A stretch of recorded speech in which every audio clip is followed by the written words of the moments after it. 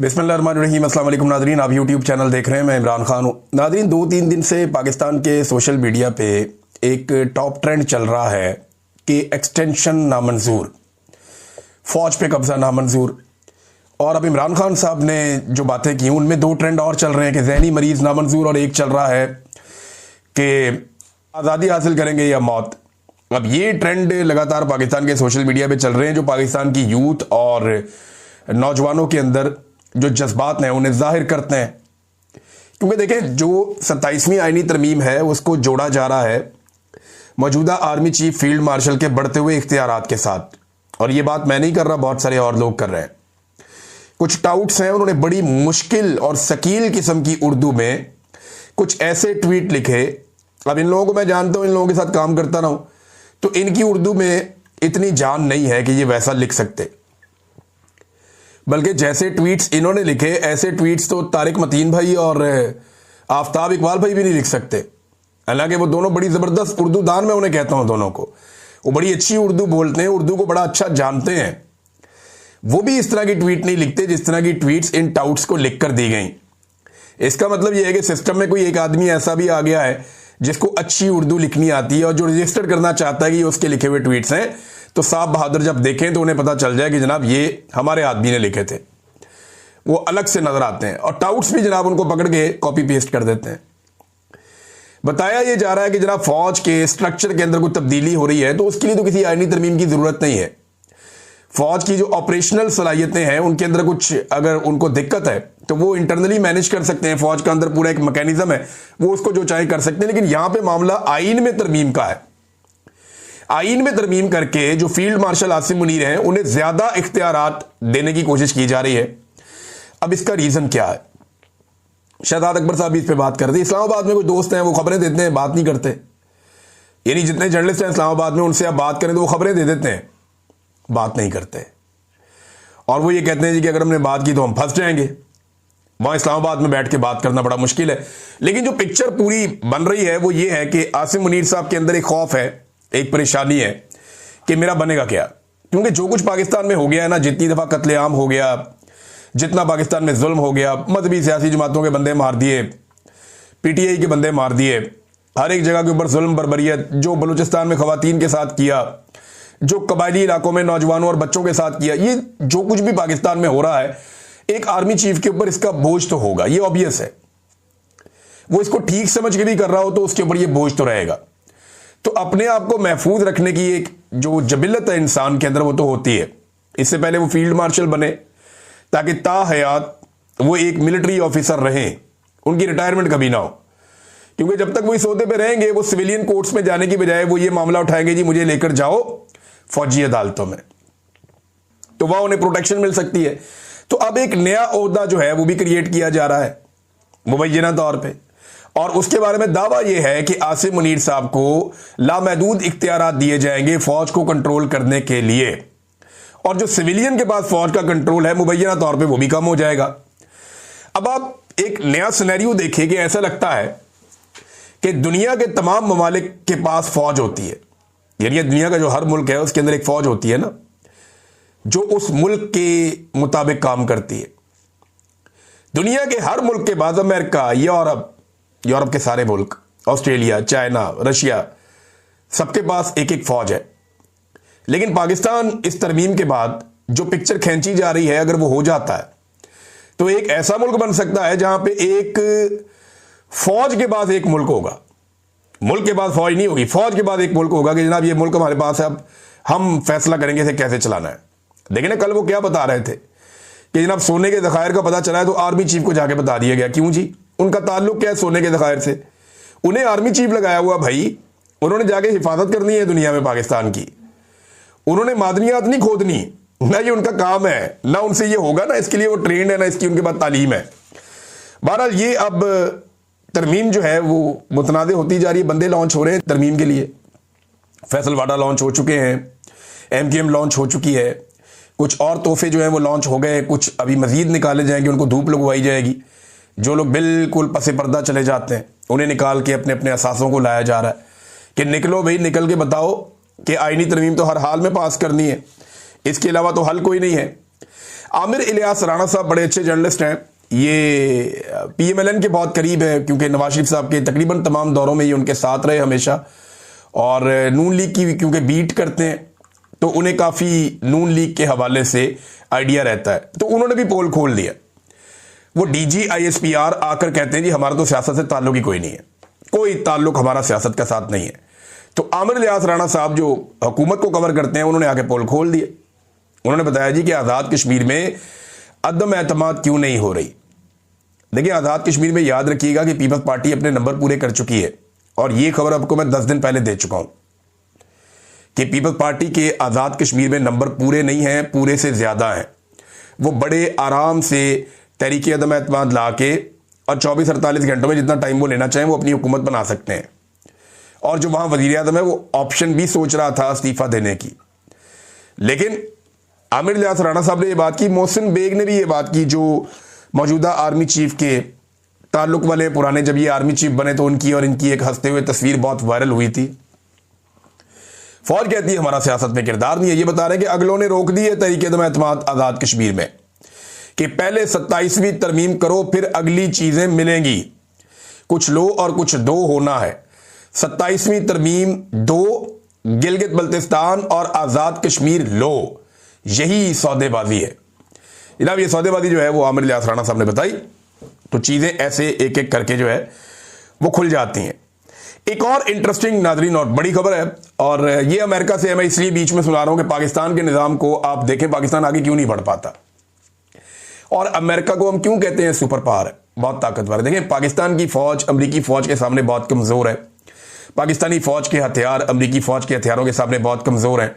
पाकिस्तान का field marshal भी हो तो उसकी अहमियत अमरीकी फौज के सामने क्या होती है ये आप सब अच्छी तरह जानते हैं, और जिस तरह पाकिस्तानी फौज अमरीकी एस्टेब्लिशमेंट के इशारों को हमेशा मानती है और उसके ऊपर चलती है ये भी हम सारे जानते हैं। जब वो कहते हैं कि ये मुजाहिद हैं तो हम कहते हैं मुजाहिद हैं, वो कहते हैं कि ये दहशतगर्द हैं तो हम कहते हैं दहशतगर्द हैं, वो कहते हैं कि इसको मारो हम उसको मारते हैं। वो जो हुक्म देते हैं अमेरिकन एस्टेब्लिशमेंट हम उसके मुताबिक चलते हैं। देखिए ना, इंडिया ने पाकिस्तान पे कितने हमले किए अभी हाल ही में, कितने दिन तक वो कभी मिसाइल मारता था, कभी ड्रोन मारता था, कभी क्या करता था।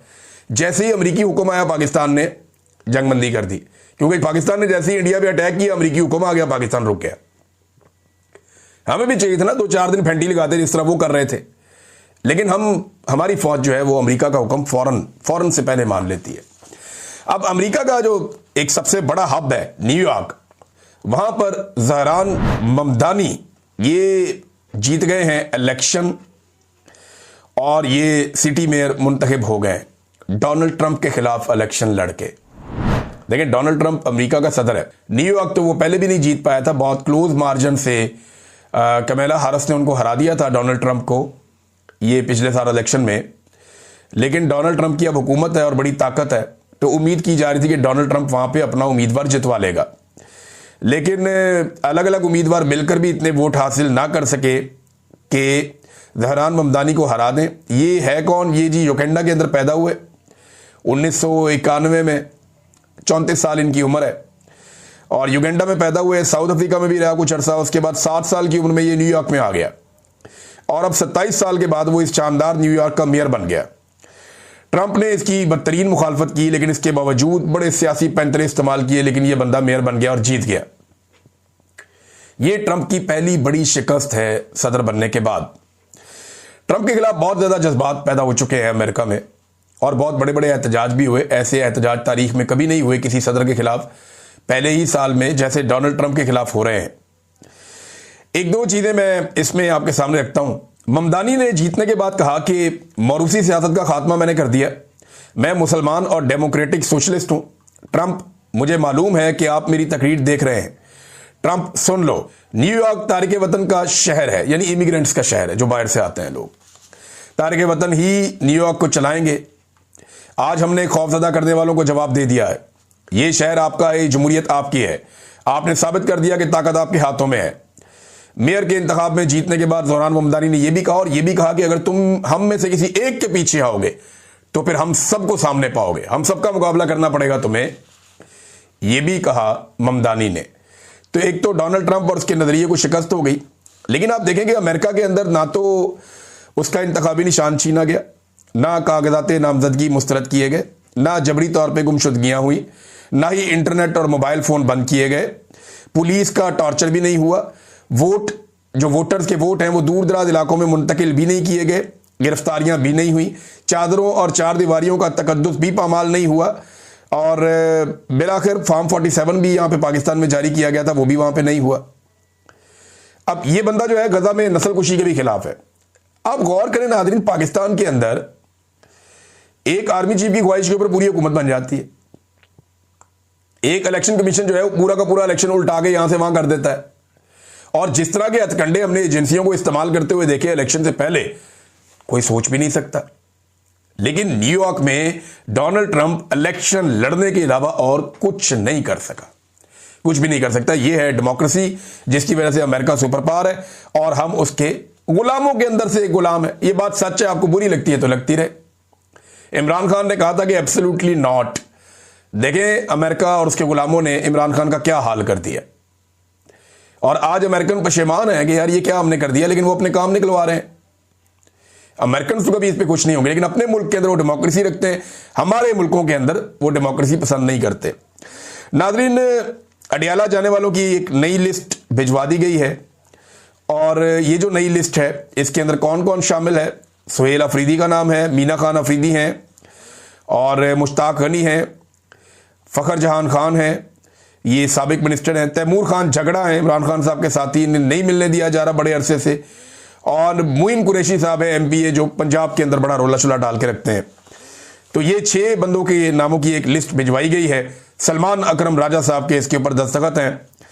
तो अब एक दफ़ा फिर सुहेल अफरीदी साहब जाएंगे, मुलाकात करवाते हैं नहीं करवाते वो एक अलग बात है।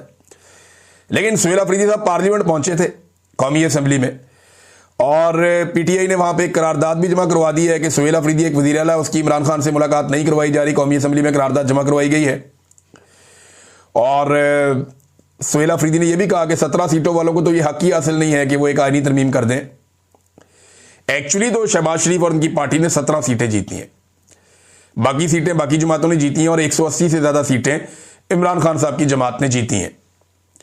तो इमरान खान साहब की जमात की ना सिर्फ सीटें कम की गई, वक्तन फवक्तन उनके बंदों को फारिग किया गया, नाअहल किया गया, सीटें छीनते रहे, बल्कि फॉर्म 47 के ऊपर 100 के करीब सीटें बांट दी गई बाकी पॉलिटिकल पार्टीज में।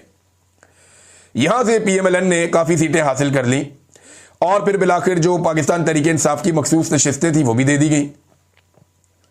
लिहाजा ये जाली जमहूरियत है, और जाली हुकूमत है, और जाली मैंडेट है, और 17 सीटों से इनको 2/3 अक्सरियत तक पहुंचाया गया है।